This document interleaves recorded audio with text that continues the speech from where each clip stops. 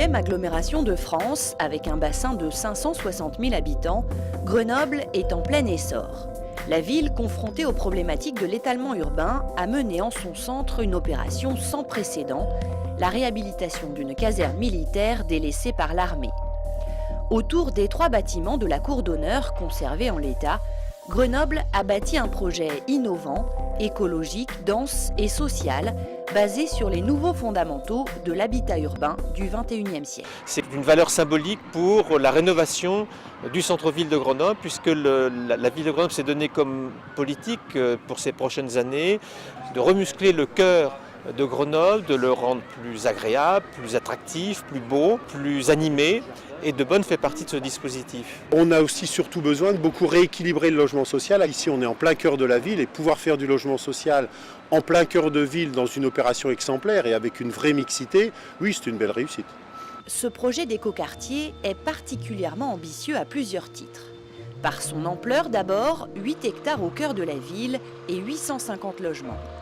Par son caractère social ensuite, 40% des logements sont sociaux et en location. Par son exemplarité écologique enfin, les constructions sont HQE, mais De Beaune s'est inscrit au-delà dans le programme européen Concerto qui imposait des objectifs particulièrement élevés en termes de performance énergétique.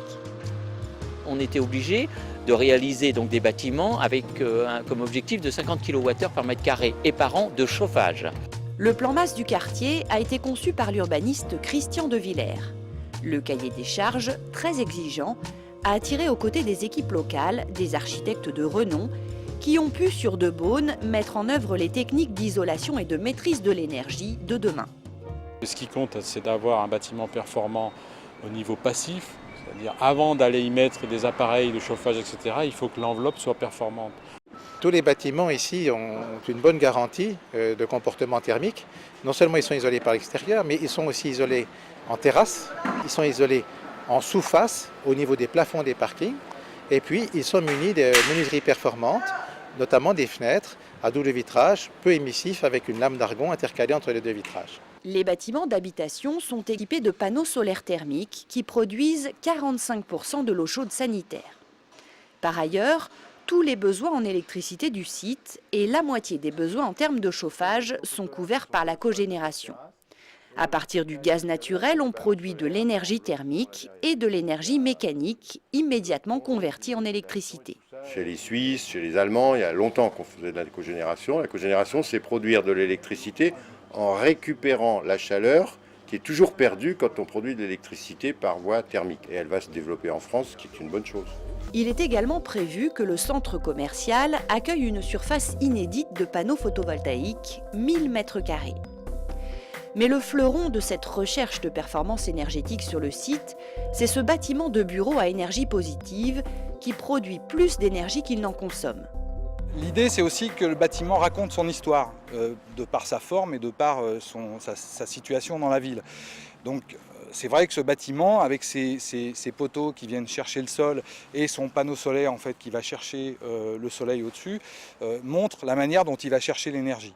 Une fois qu'on a fait ça, je vous ai dit tout à l'heure qu'on isolait le bâtiment, donc on lui met effectivement un pull. Et puis, on a un système qu'on a appelé les bouchons thermiques qui sont des volets rigides en fait, isolants, qui basculent du plafond et qui viennent fermer la fenêtre et reconstituer la capacité isolante du mur plein qui lui est 5 fois plus performant que la fenêtre. Le quartier de Beaune n'a pas pour autant été conçu comme un laboratoire de recherche évalué avec les seuls critères techniques des performances énergétiques. De Beaune, c'est d'abord un quartier à vivre, avec un soin tout particulier apporté aux espaces publics. Aujourd'hui, les villes doivent travailler dans l'espace public, parce que l'espace public, c'est le lieu justement de la mixité.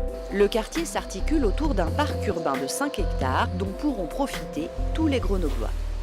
Situé au centre de Grenoble, tout proche du tram, le quartier de Beaune s'intègre naturellement au tissu urbain grâce aux rues limitées à 30 km/h et aux nombreux cheminements piétonniers. La réussite de ce projet dépend bien sûr de ses habitants. Dès les premières esquisses de reconversion de la caserne, les associations de riverains ont été consultées. Une concertation menée sur de nombreux sujets, y compris les plus sensibles, comme la place de la voiture. Le parti qui a été pris en concertation avec les élus de la ville, c'était de dire qu'il faut que les résidents puissent loger leur voiture sous l'immeuble. Et si on ne leur permet pas de garer leur voiture sous immeuble, elle sera tout simplement sur l'espace public. Il n'y a pas de mystère. Donc, un garage par logement, en sous-sol, sous bâtiment. Ça, c'est une chose. Par contre, on a voulu limiter l'impact des voitures liées au bureau et liées au commerce. Incités à prendre les transports en commun, les usagers de l'immeuble de bureau n'ont pas de place de parking. Sous le centre commercial, en revanche, 400 places sont prévues en sous-sol. 2008 a vu la livraison de la première tranche du chantier, l'école et 450 logements. D'ici 2010 seront livrés les 400 logements restants ainsi que l'espace commercial. Ce nouvel urbanisme mis en œuvre à De Beaune se veut écologique et innovant, mais également accessible à tous, sans distinction du handicap. C'est un quartier conçu pour tout public avec une large offre d'équipements, de l'école élémentaire à Ossature-Bois, aux établissements pour personnes âgées, en passant par 2 résidences d'étudiants, un cinéma, des commerces de proximité et une desserte complète par les transports en commun. Il n'y a pas de projet environnemental sur l'environnement compte tenu de la complexité sans un travail d'équipe formidable. Et ici, il y a eu un travail d'équipe formidable. La caserne de Beaune est notre laboratoire qui a permis de prendre de l'avance et de tester l'ensemble de ces nouvelles façons de construire, nouvelles façons de concevoir. À Grenoble, on ne construit plus comme avant. La ville sait se mettre en position de répondre aux défis de demain. L'intérêt de Beaune, c'est cette diversité.